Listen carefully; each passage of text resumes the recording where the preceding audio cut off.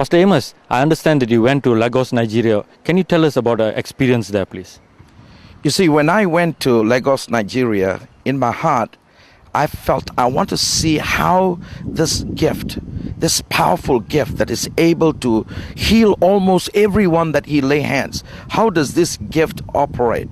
But to my surprise, when I reached there, I had a wonderful experience and realized that it is not the gift. The man is personified in the gift. He is a gift himself to the body of Christ. And in one of the experience, what he shared with us is he took a kerosene lamp and he lighted up the kerosene. And he said, look at this light. He said, this is the gift that operates in your life. But he said, for this gift to really shine in you and through you, it comes from the kerosene. And he said, the kerosene is the life of God in you.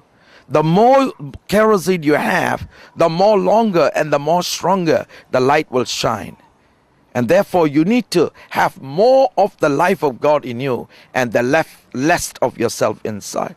That really sparked off my spirit inside of this man who has really cut off all the bridges in his life and put all his focus in God and God's word. He has made God's word the standard of his life. He don't want to live in any other way except God's word. And that really challenged my heart that we have a hope in God whereby it's not a gift for special people, but it's actually the life in God. If you sacrifice and if you're willing to pay the price and stand for God, God will raise you and use you to impact the nations. That's the experience I got from God.